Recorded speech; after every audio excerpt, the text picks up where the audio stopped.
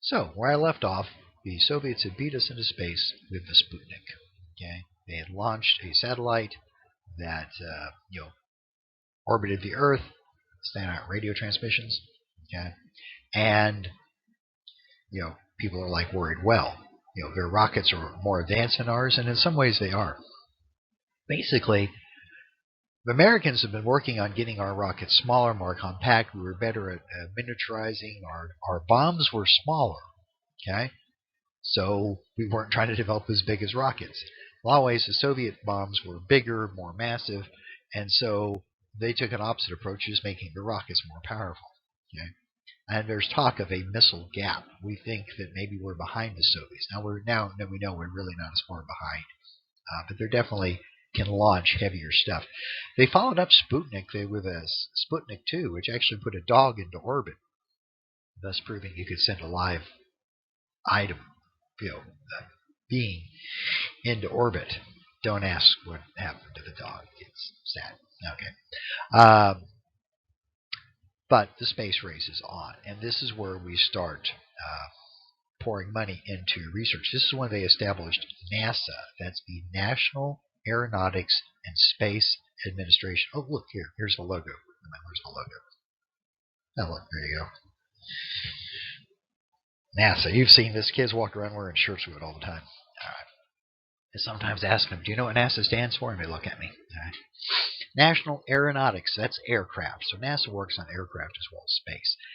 They got NASA into existence pretty quickly because what they did is they took a pre-existing group called NACA, the National Advisory Committee for Aeronautics, and basically expanded their mission and gave them much more funding. So NACA had worked on airplane issues back in the 30s, okay, developing wind tunnels and engine cowls and things like that. So they expand their mission to cover space. They give them massive funding. All right. The goal is to consolidate all of our space efforts because the Navy was messing with stuff, the Army was messing with stuff, and get a civilian agency to oversee the American space program. Now, what they do is the Air Force has been knocking around some ideas. Okay, they had a project called MISS, Project MISS, Man in Space Soonest. Okay. Where they had done some preliminary schematic design work. It wasn't very well developed, but they had some thoughts they were putting together. They didn't necessarily say it was the best way to do it, but it was the soonest, quickest way to do it. There was work also on there was a plane called the X-15 that could fly up to the fringes of space. Okay, actually, kind of into space, but it was limited on how high it could go. And you could continue to develop that kind of material as well. Winged spacecraft that could take off, or be launched into space, come back and land. But the manned in space soonest program looked like the quickest way to get a man into space. Okay. This eventually develops into something called Project Mercury under NASA. Now I have a picture of a Mercury spacecraft. Okay, this is a really good picture of a Mercury spacecraft. Now, which is why I like to use it. Now this is taken many years later, because if they notice in the background, there's a space shuttle. Okay, so the space shuttle is like 1970-ish, 75, 76, 77 technology. So this is actually stuff at the Air and Space Museum. Okay, there's an Air and Space Museum annex at Dulles International Airport. These ships were on display there. They're probably taken while they're setting up the displays because there's scaffolding and stuff. Okay. Well, that's a really excellent, it's the best shot I've ever found of a Mercury spacecraft. Okay, a fully intact one. This one was actually could have been flown. It was a lot of these spacecraft you see on display are mock-ups or simulators or developmental models. This was flight rated. It was scheduled to go up, but they decided it was basically a spare. They didn't ever use it. Okay. And in the background, there's a prototype space shuttle, that's actually not a space rated shuttle. That's the prototype they flew around in the atmosphere to make sure it would work. Okay. But anyway, these were at the Smithsonian. Okay. So eventually, NASA is working on perfecting this Mercury capsule and working to get a man into space. Now they'll pick some astronauts. Okay, they will pick 7 astronauts in 1959. Okay, you often called the original 7 for Mercury 7. These were the first 7 guys. They were all test pilots. Okay, now they're not actually going to be. I mean, you're not flying an airplane, but the kind of things test pilots do: push new engineering, understand how machines work, used to dealing with unforeseen emergency circumstances when machinery doesn't work properly, uh, was seen as an excellent place to go. Plus, we all have security clearances. We're all in the military. Okay, uh, so these are the original 7 astronauts. I could name them for you, but I won't bother. Okay, all right.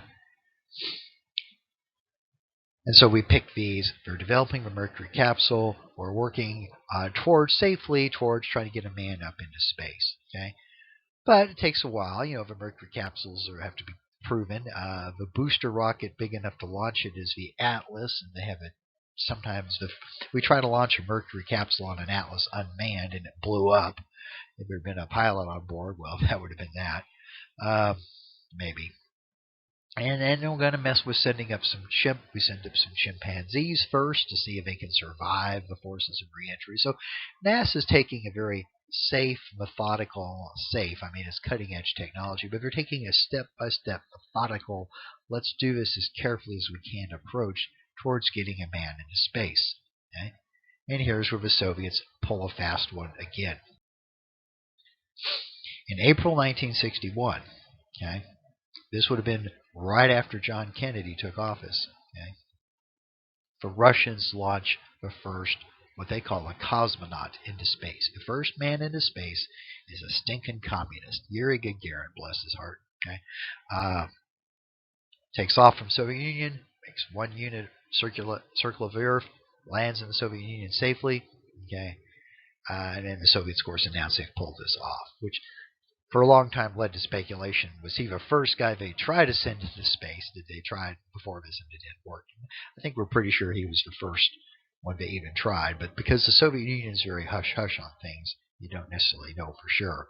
There was always speculation that maybe he was the second guy they tried to send up. But he's definitely the first one who got back safely. All right.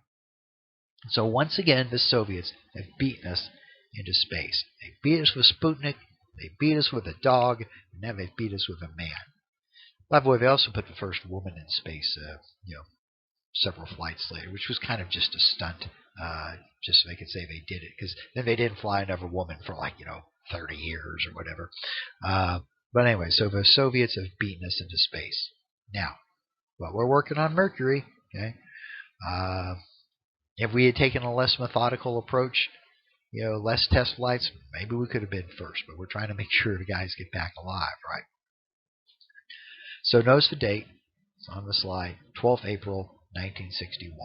It's a world push to get our man into space. Now, here's a common misconception probably. If you went out onto the street and stopped your average Joe Blow walking down the street, or Jane Blow if you prefer, said, hey, who was the first American in space? Well, first of all, they'd probably be shocked that you were talking to them.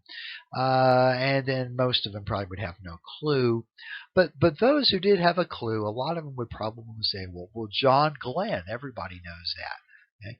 Except that would be wrong. That is an incorrect answer. The first American into space is a Navy pilot named Alan B. Shepard. Okay, so see, Gagarin flies in April. Okay. Slide. There's his name, Alan Shepard, or Alan B. Shepard if you want to use the initial. All right. So there's the Mercury capsule up on top, the little black thing. Okay. Takes off from Cape Canaveral in Florida. All right. Just May 5th, just a few weeks after Gagarin. Now, the trouble is, the Redstone rocket, this is a Redstone rocket. It's an Army missile, basically. It's not powerful enough to put Shepard into orbit. Okay. He takes off from Florida and lands in the Atlantic Ocean. Okay, well, yeah, so it's kind of up, over, back down. Gets home safe. It's a 15-minute flight. Okay, but he is the first American actually in space. He's high enough up that he's dependent on the life support systems. He can't has to use maneuvering for. I mean, he's in space, but he does not orbit the Earth. It's kind of a up and down like a human cannonball. 15-minute flight. Now, Gagarin, since he orbited the Earth, probably flew about, it takes about 90 minutes usually to orbit the Earth. So he was probably an hour and a half roughly, I'm guessing. I could look it up, but I didn't bother. I'm doing this all off the top of my head with no notes. Okay. So now we're into space. We're into space too. Alan B. Shepard. Now, the reason I keep stressing this 15-minute thing is something really exciting, important happens next. Okay.